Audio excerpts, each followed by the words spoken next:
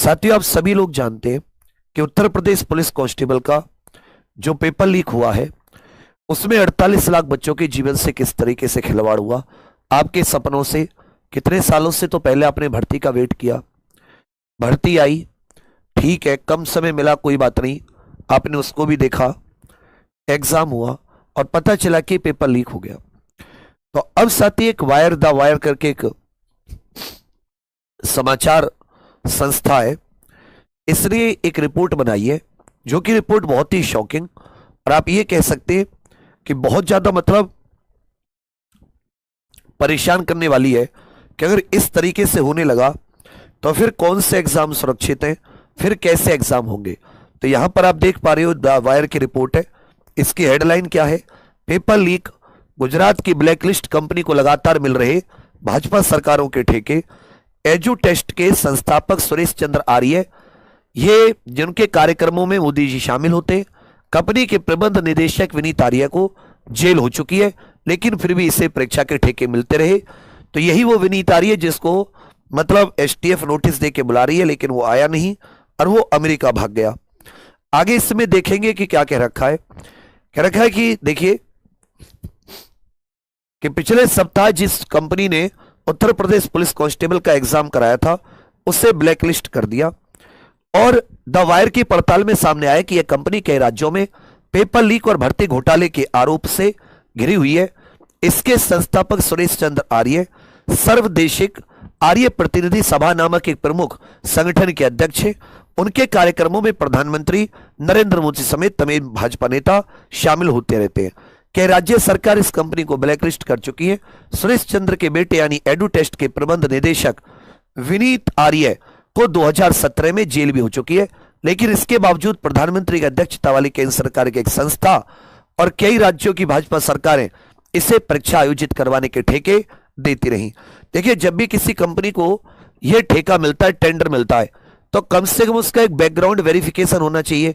भाई, आपका पासपोर्ट के लिए आप कोई नौकरी अगर आपकी लगती है, कोई पासपोर्ट हो, तो आपके लोकल पुलिस स्टेशन में वेरिफिकेशन होता है ना कि बंदा ठीक है, नहीं है, कोई इस पे क्रिमिनल केस तो नहीं है। और इतने बच्चों की जिंदगी आप उससे सौंप रहे हैं, उसका कोई बैकग्राउंड वेरिफिकेशन नहीं, या फिर उसे कोई विशेष छूट दी गई कि भाई तुम्हारा वेरिफिकेशन नहीं करेंगे, ना ही तुमसे कोई ऐसा कि तुम ब्लैकलिस्ट हो या नहीं हो। जिन कंपनियों का, जिन संस्थाओं के तुमने पेपर कराए हैं, उनसे कोई किसी भी प्रकार की एनओसी वगैरह लेनी हो, कुछ तो सबमिट होता है ना। द वायर ने पिछले दिनों कई परीक्षा घोटालों को उजागर किया है। गुजरात की सरकार भर्तियों में हो रहे घोटाले और भाजपा नेताओं की कथित संतलापता की पड़ताल की है। इस बार गुजरात की एक अन्य कंपनी का बहिर्खाता यहां पर देखिएगा। 20 जून को उत्तर प्रदेश सरकार ने एडू टेस्ट को ब्लैकलिस्ट कर दिया। इस कंपनी को परीक्षा आयोजित कराने की जिम्मेदारी दी गई थी। यहाँ पे 63,244 लिखा है, 62,244 है। इससे अभ्यर्थी 17-18 फरवरी में शामिल हुए थे, पेपर लीक हो गया। उसके बाद में लखनऊ में आकर कई दिनों तक विरोध प्रदर्शन किया, तब जाके परीक्षा रद्द हुई। मामले की जांच कर रही यूपी एसटीएफ ने विनीत आर्य को कई नोटिस भेजे, लेकिन वो जांचकर्ताओं के सामने नहीं आया।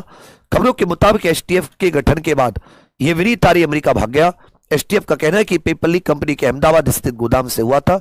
एसटीएफ कंपनी के बैंक खाते और कॉल डिटेल्स खंगाल रही है। एसटीएफ ने 6 जून इस मामले में 900 पत्रों की चार्जशीट दाखिल की है। 18 आरोपी गिरफ्तार किए गए।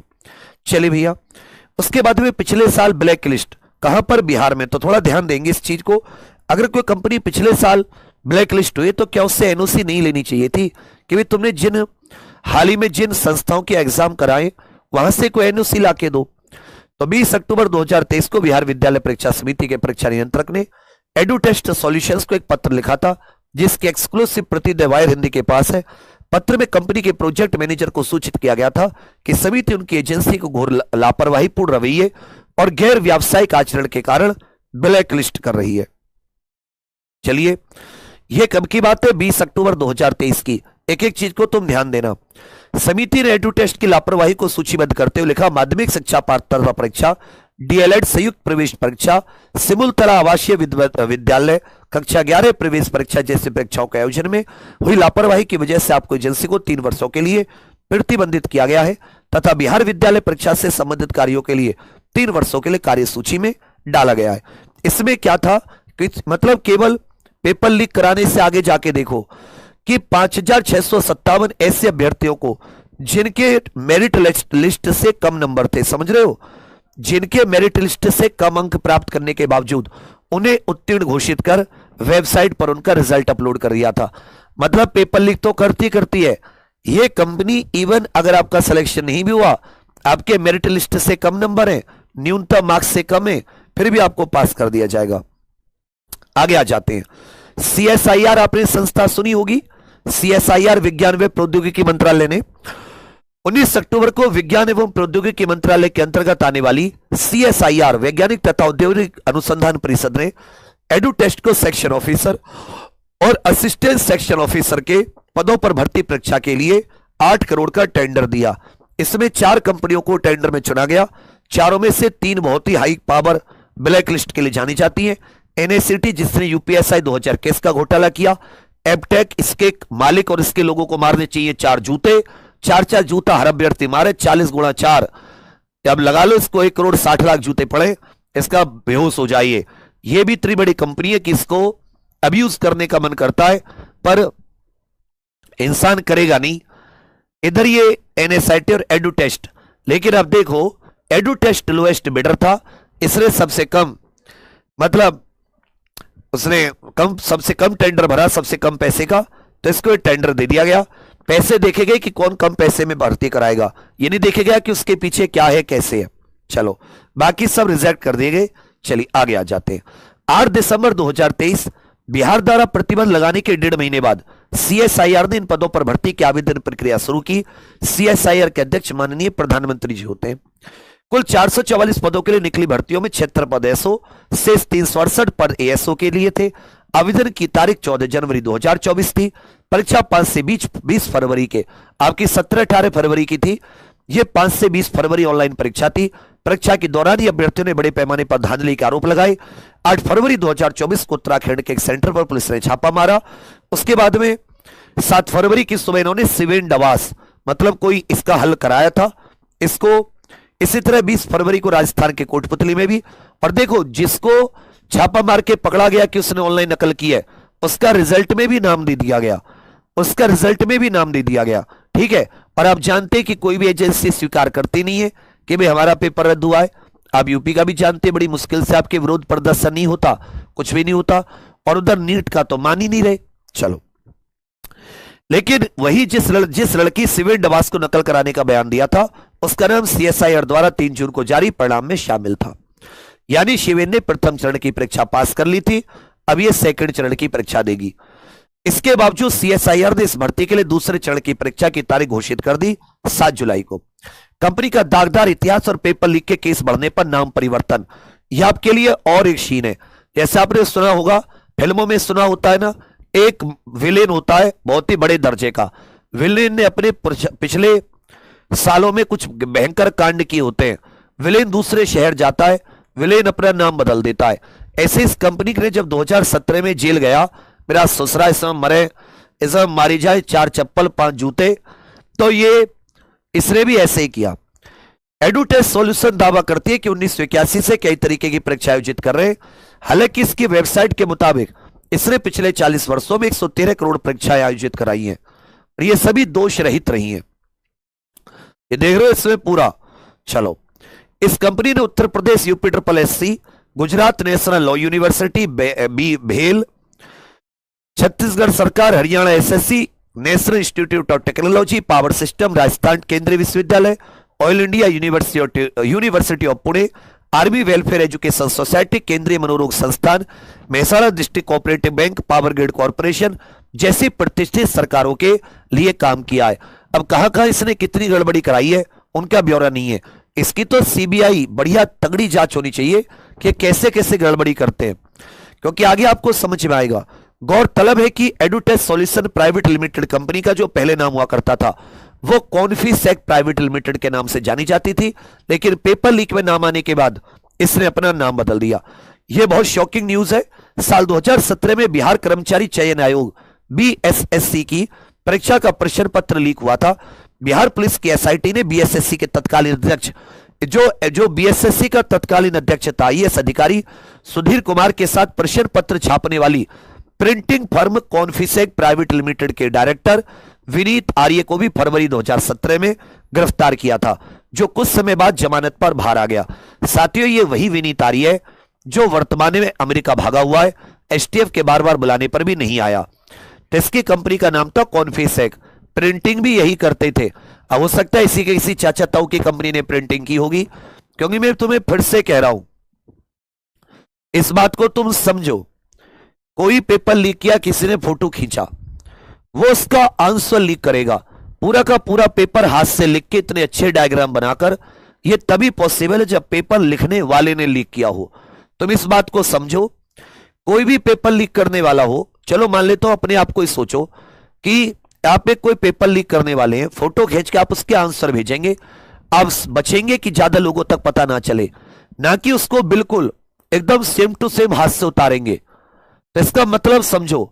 तो ये पेपर की लीक की जड़ें, ये तो ठीक है एसटीएफ की जांच ने, मगर आगे अगर अच्छे से हो तो शायद और पता चले।